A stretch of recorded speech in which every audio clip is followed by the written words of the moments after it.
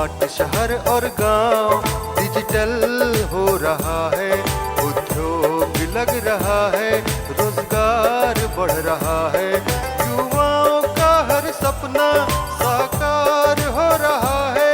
ये झारखंड भी अपना आत्मनिर्भर बन रहा है, खुशहाली छाई है चाहो है अपना झारखंड, विकास की ओर बढ़ रहा है झारखंड, विकास की ओर। नमस्कार, कार्यक्रम झारखंड विकास की ओर में आप सभी दर्शकों का स्वागत है। दर्शकों, हमारे इस कार्यक्रम के माध्यम से हम आपको बताते हैं कि झारखंड में कौन कौन से विकास के कार्य किए जा रहे हैं और साथ ही आपको बताते हैं कि किस तरह से लोगों को विकास की ओर ले जाया जा रहा है। दर्शकों, हमारे आज के कार्यक्रम में आपको लिए चलेंगे लोहरदगा जिला के कैरो प्रखंड में रह रहे उन ग्रामीणों के पास जो कि प्रधानमंत्री आवास योजना का लाभ ले रहे हैं। दर्शकों, प्रधानमंत्री आवास योजना एक ऐसी योजना है जिसके अंतर्गत जिनके पास भी रहने को घर नहीं है या फिर कच्चे मकान है, उनको रहने को घर दिए जाते हैं। दर्शकों, इस योजना के आ जाने के बाद लोगों को काफ़ी राहत मिली, क्योंकि घर ना होने की वजह से उनको सड़कों पे अपनी रात गुजारनी पड़ती थी, जो कि काफ़ी मुश्किल हुआ करता था। तो चलिए मिलते हैं इन ग्रामीणों से और जानते हैं कि वो किस तरह से प्रधानमंत्री आवास योजना का लाभ ले रहे हैं। हम सभी के जीवन के लिए 3 मूलभूत चीजें बेहद जरूरी हैं, रोटी, कपड़ा और मकान। लेकिन आज भी कुछ लोग जीवन में इन चीजों को पाने में असमर्थ हैं, जिसका कारण है गरीबी और महंगाई। आर्थिक तंगी से जूझ रहे लोगों के लिए आज भी अपने घर का सपना पूरा करना बहुत मुश्किल है। सरकार द्वारा इसी बात को ध्यान में रखकर प्रधानमंत्री आवासीय योजना की शुरुआत की गई है।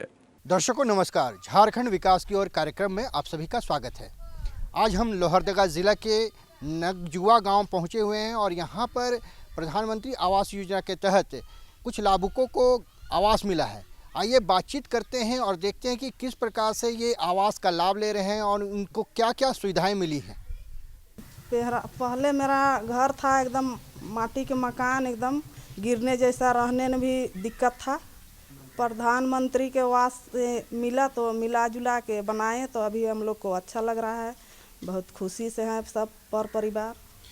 तो इससे अलावे अभी जैसे बिजली, गैस, ये सब की सुविधा मिली है। गैस तो मिला है। गैस मिला है ना, और बिजली की सुविधा है ना घर में। हाँ, तो अभी तो है। शौचालय बना है। शौचालय बना हुआ है ना। पहले अगर शौचालय नहीं था तो कहाँ जाती थी? जाते थे इधर उधर, खेत वगैरह में जाते हैं। तो दिक्कत होती थी। हाँ, तो दिक्कत तो हो रहा था। कैसा परेशानी हो रही थी? बहुत परेशानी था। अच्छा, घर मिलने से आपको तो काफ़ी खुशी होगा। हाँ, तो अभी तो अच्छे लग रहा है। बोलिए। ग्राम सेवा में गए थे तो वहाँ चढ़वाए तभी मिला। कितना ज़मीन है आपका? खेती वगैरह भी करती हैं?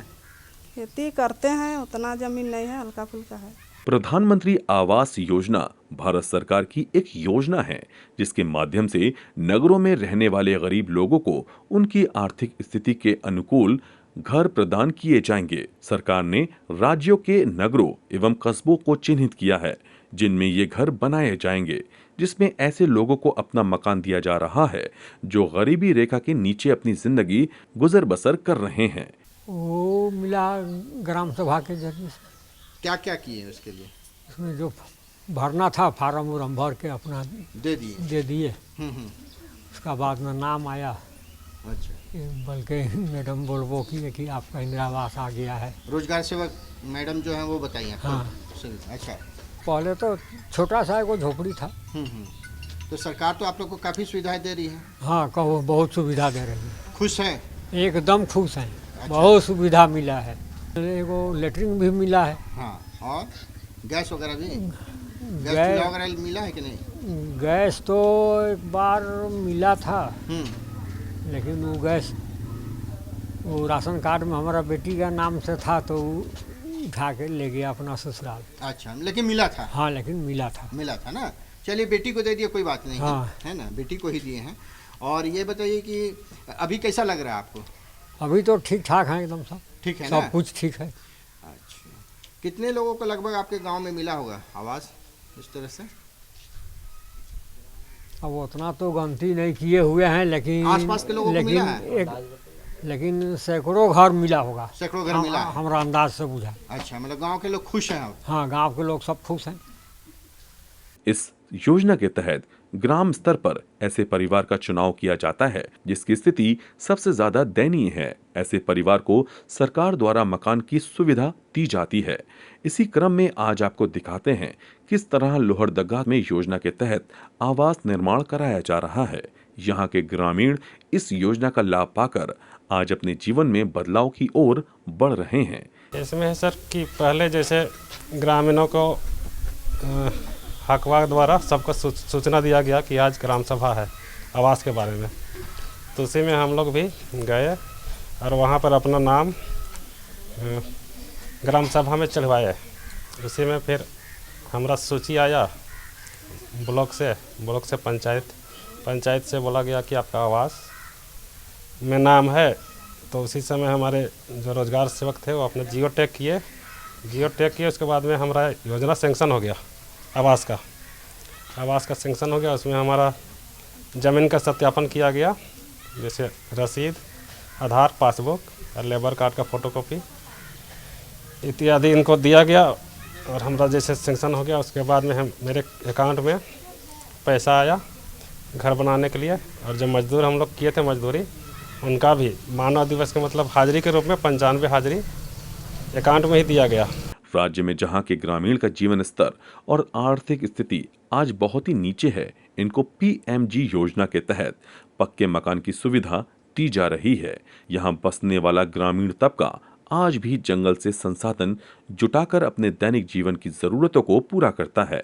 ऐसे में अपना पक्का मकान बना पाना इनके लिए संभव नहीं है। हम लगभग 3 महीना में कंप्लीट कर दिए बना के। कंप्लीट हो गया, 3 महीना में कंप्लीट हो गया ना।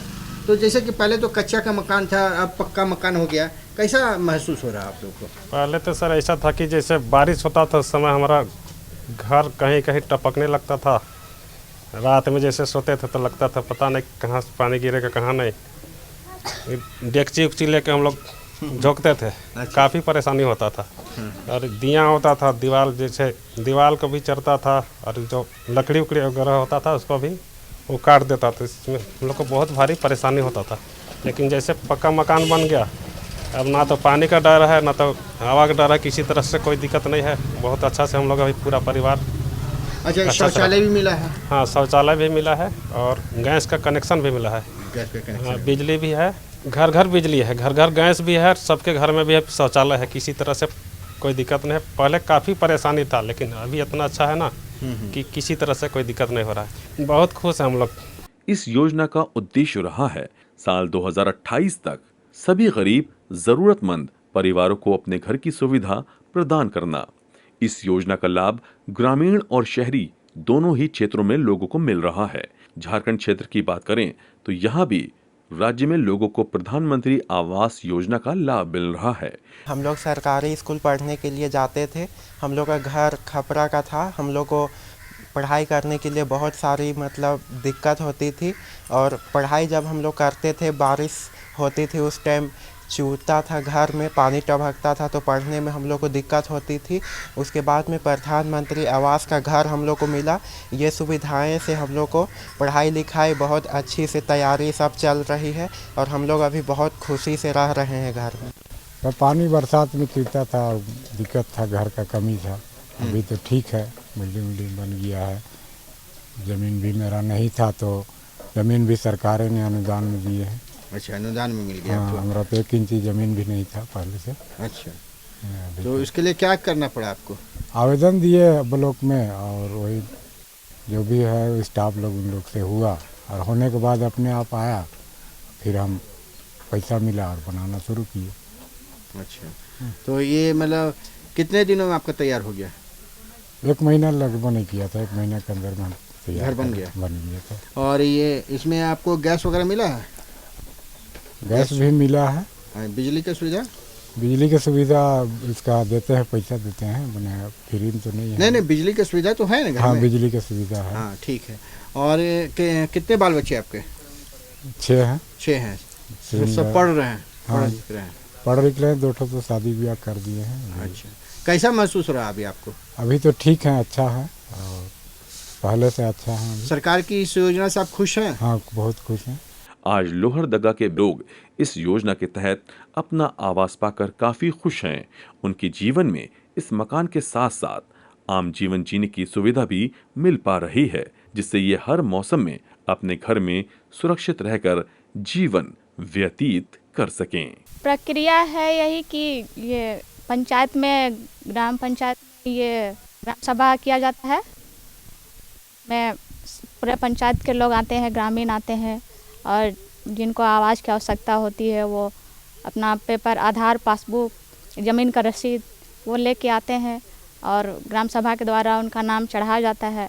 उसके बाद सैंक्शन के लिए दिया जाता है। प्रक्रिया लगभग 15 दिनों की है। फिर चयन होता है लाभुक का? जी, लोगों से मिल के बहुत अच्छा लगता है। वो लोग भी खुश होते हैं कि पहले कच्चा मकान था और अभी पक्का हो गया है, तो लोग देख के बहुत अच्छा लगता है। लगभग मेरे पंचायत में 900 आवास मिल चुका है। 900 आवास मिल चुका है। हाँ, शौचालय भी मिला है, गैस वगैरह की गैस भी मिला है, बिजली भी मिला है। हाँ। तो अब तो ग्रामीण लोग काफ़ी खुश होंगे इससे? हाँ, बहुत खुश है। तो देखा दर्शकों आपने किस तरह से प्रधानमंत्री आवास योजना के आ जाने के बाद लोगों को रहने के लिए घर मिल पाया है। तो चलिए अपने कार्यक्रम को थोड़ा सा आगे बढ़ाते हैं और आपको लिए चलते हैं लोहरदगा जिला के ही कैरो प्रखंड के +2 उच्च विद्यालय में पढ़ रहे उन बच्चों के पास जो कि ICT लैब से लाभान्वित हो रहे हैं। दर्शकों, ICT लैब एक ऐसा लैब है जहां पर बच्चों को कंप्यूटर के बारे में सारी जानकारियां दी जाती है। तो चलिए मिलते हैं इन बच्चों से और जानते हैं कि वो किस तरह से ICT लैब से लाभान्वित हो रहे हैं। हम सब ये जानते हैं कि दूर दराज गांव में रहने वाले छात्र छात्राओं को किसी सूचना को हासिल करने के लिए किन किन मुसीबतों का सामना करना पड़ता है, लेकिन अब सूचना तकनीकी के कारण उनके लिए सूचनाएं हासिल करना आसान हो गया है। ऐसे में शैक्षिक तकनीक का ही चमत्कार है कि आज कई यूनिवर्सिटी और गैर सरकारी संस्थानों द्वारा ग्रामीण क्षेत्र के बच्चों को तकनीकी शिक्षा से जोड़ा जा रहा है।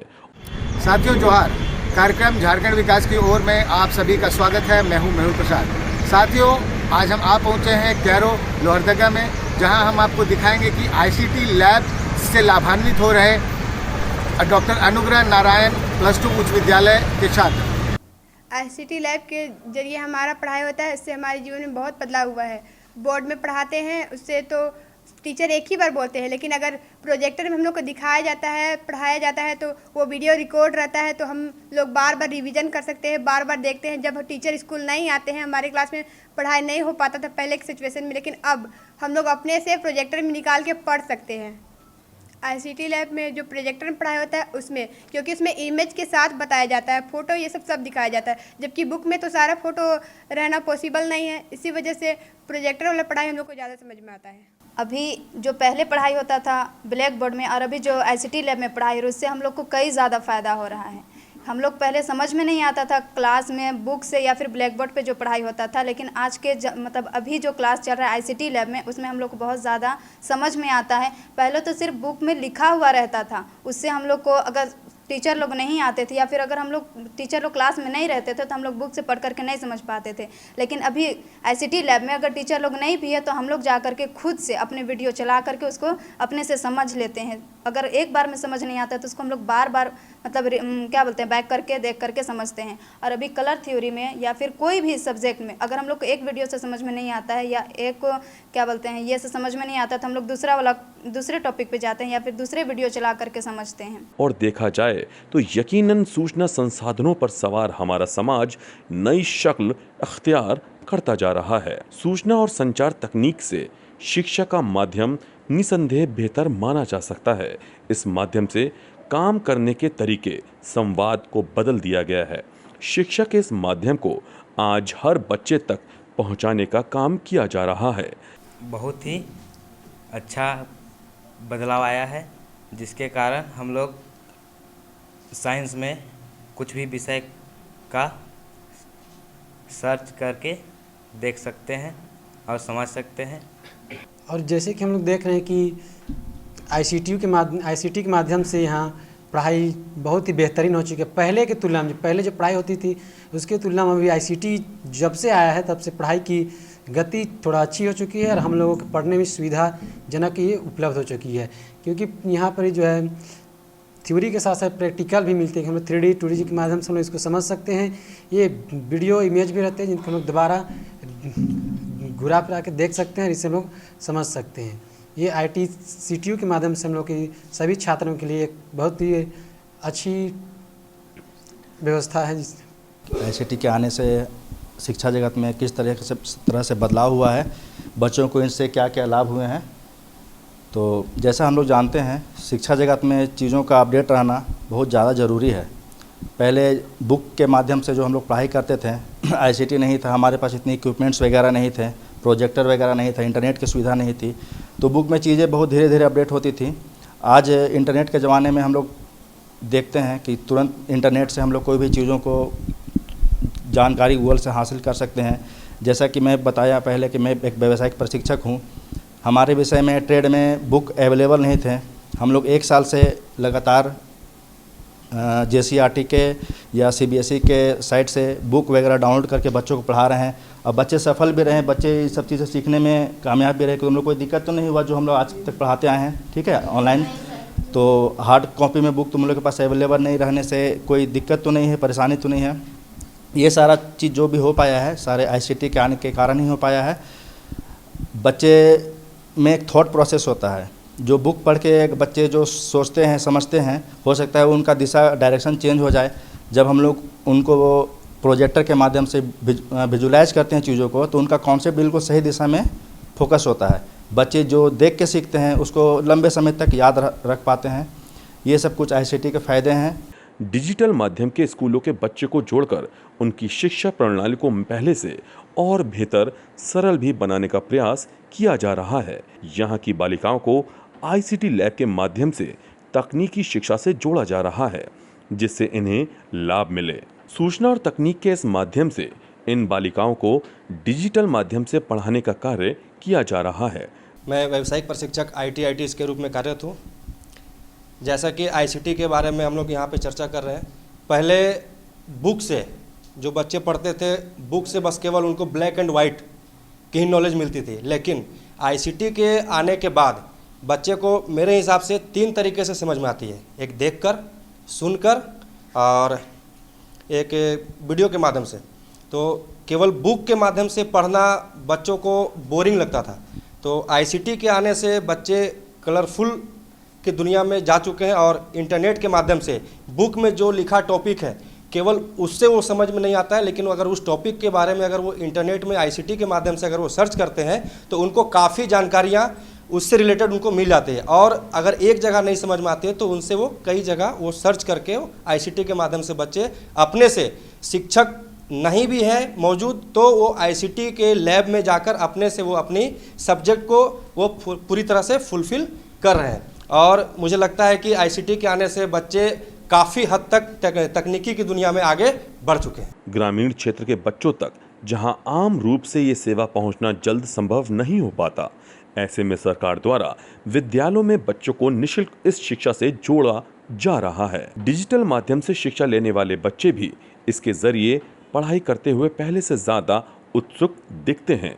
डिजिटल सामग्री के जरिए अलग अलग विषयों की जानकारी इन्हें दी जाती है। बच्चे भी इस माध्यम से पढ़ने के लिए निश्चित रूप से स्कूल पहुंचते हैं और इसके जरिए बेहतर तरीके से सीख रहे हैं। तो मुझे लगता है IST जैसे इंफॉर्मेशन एंड कम्युनिकेशन टेक्नोलॉजी का पढ़ाई से बच्चों का क्या सामंजस्य है। तो मेरे विषय में मैं बता पाऊंगी कि बायोलॉजी में जो डायग्रामेटिक समझाते हैं हम बच्चों को, उसमें जैसे हम मान लीजिए हम हार्ट के बारे कुछ बता रहे हैं, तो अगर हम कंप्यूटर में ऑनलाइन अगर प्रोजेक्टर के माध्यम से या कुछ भी माध्यम से, कुछ लाइब्रेरी से भी अगर हम कंटेंट छांट के अगर हम बच्चों को दिखाते हैं, तो उसमें जो क्या है, जो फंक्शनिंग, जो कलर डिफ्रेंशिएट होता है, जैसे मान लीजिए हम ब्लड सर्कुलेशन पढ़ा रहे हैं, तो जो डीऑक्सीजनेटेड और ऑक्सीजनेटेड ब्लड जो है अलग अलग रंगों को प्रदर्शित करता है। तो जो हम ऑनलाइन दिखा पाते हैं उसमें जो है बच्चे अलग अलग प्रकार के होते हैं, और जो टीचर जो पढ़ाते हैं मान लीजिए बच्चों का ध्यान उस पर ना रह पाए, और जो हम ऑनलाइन पढ़ते हैं उसमें बच्चों का जो 5 सेंस है वो खुला रहता है। तो उसमें जो बच्चे जो ठीक से समझ नहीं भी पा रहे हैं जब हम पढ़ा रहे हैं, तो लेकिन वो कुछ जब हम उनको दिखा रहे होते हैं तो उनका ध्यान ज़्यादा केंद्रित होता है, और जो कलर्स के द्वारा वो सीखते हैं और जो कलर डिफ्रेंशिएट होता है उससे वो जो भी कंटेंट है उसको अच्छा से पढ़ पाते हैं। दूसरी बात यह है कि जो हमारे स्कूल में जैसे कि पीजीटी में मैं खुद एक पीजीटी बायोलॉजी हैं और बाकी जो हमारे सहायक हैं वो बहुत सहायता करते हैं, लेकिन जो फिज़िक्स और केमिस्ट्री की जो पढ़ाई होनी है वो हम यूट्यूब के माध्यम से करते हैं। और यूट्यूब के माध्यम से जो आपका आईसीटी है या कम्युनिकेशन टेक्नोलॉजी, उसमें हम पहले से सर्च कर पाते हैं कि कौन से जो पढ़ा रहे हैं, जो लेक्चरर है, उनका जो है टॉपिक बढ़िया है और हम पहले से छांट के रखते हैं। और अगर हमारे एब्सेंटी में भी हम बच्चों को इन्फॉर्म कर देते हैं कि आप इस जो है लेक्चरर का आप जो है वीडियो देख सकते हैं और उसी का जो है क्लासेस वो करते हैं। तो ये तो कुछ बेनिफिट्स है आईसीटी का जो कि बायोलॉजी से संबंधित है। बाकी और भी चीज़ जो कुछ ऐसे जो टॉपिक है जो बच्चों को हम लोग को बार बार समझाना पड़ता है, तो टीचर उससे थोड़ा ईज़ लेने के लिए भी हम ऑनलाइन क्लासेस ले सकते हैं या लेते हैं, ताकि बच्चे उसको रिपीट करके बार बार पढ़ सकें। तो मेरे हिसाब से तो यही आईसीटी का फ़ायदा है अभी तक। आज की डिजिटल अर्थव्यवस्था की रीढ़ है और इसमें सतत विकास लक्ष्य को प्राप्त करने की दिशा में तेजी से प्रगति की अपार संभावना है। आईसीटी का उपयोग समान शिक्षा प्राप्त करने में मदद करता है और ये सुनिश्चित करता है कि प्रत्येक बच्चे को वो शिक्षा मिले जिसकी उसे ज़रूरत है और वो जिसके योग्य हैं। हमारे विद्यालय में जब से आईसीटी लैब स्थापित हुआ है और उसकी क्लासेस चली हैं, तब से लेकर के विद्यालय को बहुत अधिक लाभ हुआ है। हमारे यहाँ इससे पूर्व जो स्थिति थी, बच्चे बहुत अधिक थे, शिक्षक कम थे और ऐसी स्थिति में क्लास लेने में भी समस्या रहती थी। साथ में बहुत से बच्चे जो है ड्रॉप आउट रहते थे, नामांकन करवा लिया उसके बाद में बच्चे नहीं रहते थे, चले जाते थे। किंतु जब से आईसीटी लगा है उसके बाद से ऐसा देखने को मिला है कि बच्चे जो है बहुत ही रुचि लेकर के आईसीटी का प्रयोग करते हैं और उससे उनको पढ़ने पढ़ाने में भी काफ़ी पढ़ने में सुविधा हुई है, बहुत कुछ उनको समझने में इससे बहुत अधिक सहायता मिला है। इसके साथ में कई बार कोई शिक्षक यदि एब्सेंट रहता है, किसी कारणवश विद्यालय में नहीं आ पाते हैं, तो ऐसी स्थिति में बच्चों को उस विषय को पढ़ाने के लिए आईसीटी का उपयोग किया जाता है और बच्चे बहुत ही रुचि लेकर के उसको उपयोग करते हैं और सीखते हैं। जैसे हमारे यहाँ +2 में साइंस के एक ही शिक्षक हैं, तो बायोलॉजी की मैडम है, बाकी फिजिक्स और केमिस्ट्री वगैरह के टीचर नहीं है। तो ऐसी स्थिति में आईसीटी के माध्यम से बच्चों को हम बायोलॉजी ये केमिस्ट्री और फिजिक्स को भी पढ़ाते हैं, अन्य विषयों को भी आवश्यकता अनुसार उनको पढ़ाते हैं। बाकी शिक्षक भी यथा समय आवश्यकता अनुसार स्मार्ट क्लास का भी प्रयोग करते हैं। साथ में आईसीटी की जो टीचर हैं वो बच्चों को कुछ कंप्यूटर के विषय में सामान्य जानकारी भी देते हैं। बच्चे अपने से, बहुत से बच्चे अपने आप जो है ऑन करके क्लास में चला भी लेते हैं कंप्यूटर वगैरह। और जब से ये सीसीटीवी कैमरा लगा हुआ है स्कूल में, तब से प्रभारी प्रधानाध्यापक के रूप में जब मैं कार्य कर रहा हूँ तो बहुत सारी सुविधाएं मुझे इससे भी सुविधा मिली है। पहले क्या होता था कि कुछ असामाजिक तत्व बीच में आकर के तोड़फोड़ करते थे विद्यालय को, तो सीसीटीवी कैमरा लगने के बाद में इस पर रोक लगी है और काफ़ी उससे फ़ायदा हुआ है। दूसरा, सामने जो बोर्ड है इसके माध्यम से मैं देखता हूँ कि भाई कौन सा क्लास खाली है, कौन क्या है, या कौन टीचर कहाँ क्या कर रहा है, तो उसकी जानकारी मुझे यहाँ बैठे बैठे मिल जाती है और उसके हिसाब से मैं यहाँ से निर्देश भी देता हूँ। तो दर्शकों, आपने हमारे आज के कार्यक्रम में देखा लोहरदगा जिला के कैरो प्रखंड में रह रहे उन ग्रामीणों के बारे में जो कि प्रधानमंत्री आवास योजना का लाभ ले रहे, और साथ ही आपने देखा वहीं पर +2 उच्च विद्यालय में पढ़ रहे उन बच्चों के बारे में जो कि आईसीटी लैब से खुद को लाभान्वित कर रहे हैं। तो दर्शकों, हमारे आज के कार्यक्रम में फ़िलहाल इतना ही। आज के लिए हमें दीजिए इजाज़त। नमस्कार। अपना झारखंड विकास की ओर बढ़ रहा है, झारखंड विकास की ओर।